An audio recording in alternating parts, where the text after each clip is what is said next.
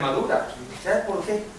Porque tú siempre dices en una sevillana, yo nací, bueno, al cantautor José Cobo con cariño y admiración, y dice así: a los arboledas, jilgueros, ruiseñores y oropéndolas cantan cuando canta Cobo canciones a nuestra tierra.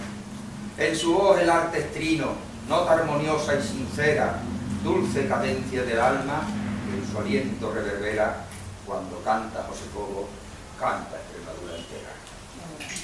Si canta una sevillana, el eco sube a la sierra, y un pastor canta una nana que a la vuelve recuerda.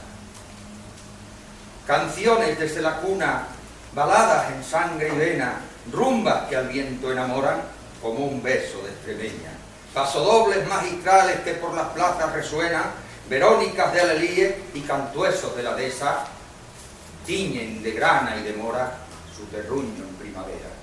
Sí, él nació en Extremadura. José Cobo canta y sueña, y en tierras de Torrejón las rosas siempre lo esperan. Y la Virgen de Monfragüe es su consuelo y su pena. Venga, que se abra el telón, que un gran cantaor comienza a expresar con arte y duende coplas que al alma te llegan.